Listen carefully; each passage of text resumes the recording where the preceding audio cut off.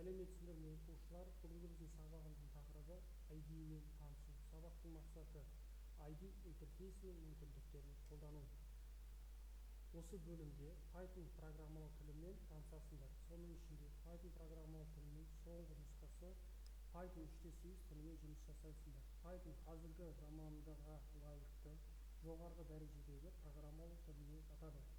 Python тілі 1991 жылы нидерландық программист Гвидо ван Руссом ойлап тапқан.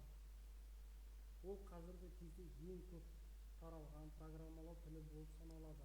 Бұл тіл қазіргі көптеген салаларда, соның ішінде веб-сайттар жасауда және жасанды интеллект программаларын шешуде қолданылады. Python программалау тілінде осы сілтеме арқылы тегін әрі оңай жүктеп алуға болады. Python тілін қолдана отырып программалау және танысу үшін алгоритм ұғымын еске түсіріп көрейік.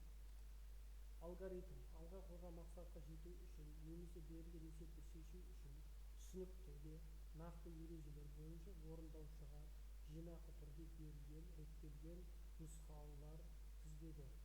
Кез келген алгоритмді үш негізгі құрылымды қолдана отырып құруға болады. Бірінші, сызықтық алгоритм командаларды тізбектей орындау.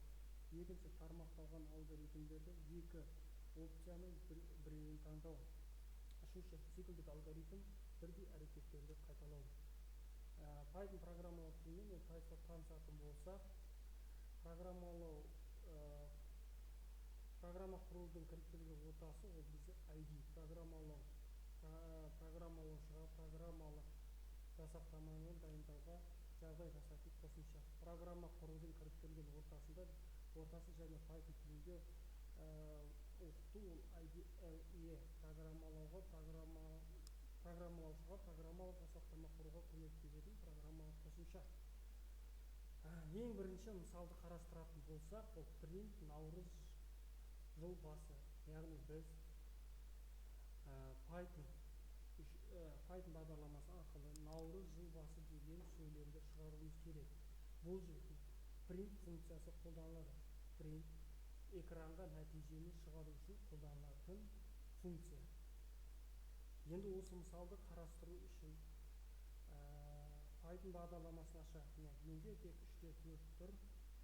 IDLE бағдарламашыға жұмыс істеуге мүмкіндік беретін. Бұл жерде files, new file, жаңа файл, осы жерде жазу арқылы біз қолданатын боламыз. Мысалға print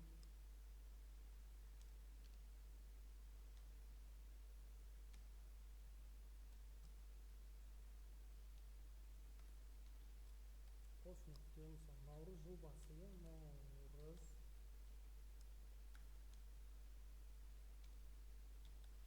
басы. Енді сақтау үшін run mobile деген батырмаларды басу арқылы біз сақтайтын жерді, мысалға мен жұмыс столінде сақтап қойғам, наурыз деп жазамын. Енді қарайық, нәтижесі бірінші бетте шығады. Наурыз жыл басы. Мына жерде мен жұмыс істеттім. Енді көрейік. Нәтижесін беруші.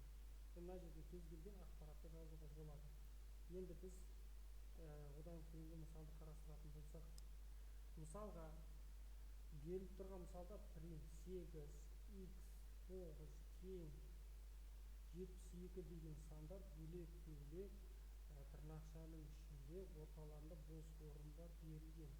Бұл жерде set бөлгіш деп аталатын аргументті қосу керек. Бұл аргументті былай қолданып көрсек. Мысалға, жаңағы біздің мысалды алатын болсақ, printті қалдырамыз, жақшаны қалдырамыз. Осының ішінде біз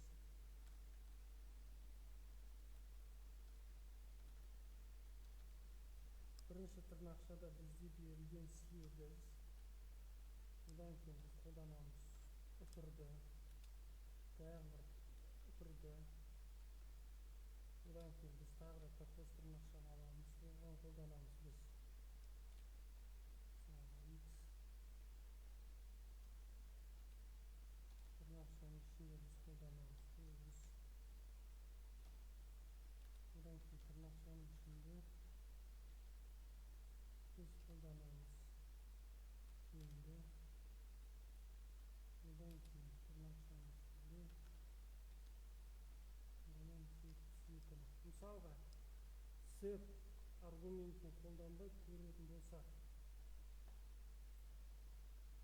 мінекей орталарында бос орынға алып қойдық. Осы бос орынды жою үшін біз қолданамыз set функциясын. Set dim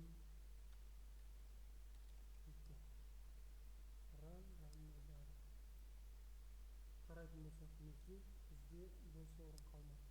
Ол мына тырнақшаның екі қос тырнақшаның ішінде бос орын жоқ деген сөз. Мысалға біз осыған жіберсек, бос орын болса қалдырсақ, енді қараңыздар. Яғни функцияда аргументтің ішінде қалай көрсетілген жол дәл солай шығарып береді. Ол тек қана ортасындағы жолды алып тастамайды, соған қарап тағы да жаңағыдай ортасын ашады бос орын. Жалпы осы балалар, ендеше балалар соңғы мысалда өздерінің компьютерде мынандай мысалды қарастырамыз. Print мында мен 6-шы сыныпта оқимын дегенде 3 жолға жазған. Осының нәтижесін бір жолда шығаруымыз керек. Яғни мен 6-шы сыныпта оқимын деген бір қатарда болуы керек. Мына өлең шумақтар сияқты бірінің астына бір емес, бір жолда.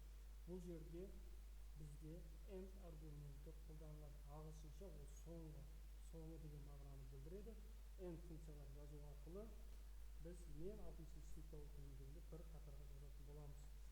Егер де find бағдарламасын орнату қиындық туғызса, бізде мынандай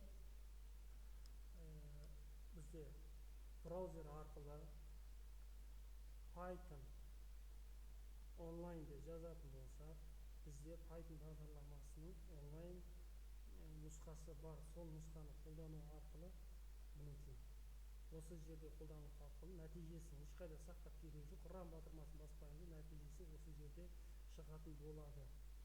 Оқушылар тапсырманы міндетті түрде орындаймыз. Сонымен қоса берілген анықтамаларды, кітабымыздағы бар анықтамаларды жазып аламыз.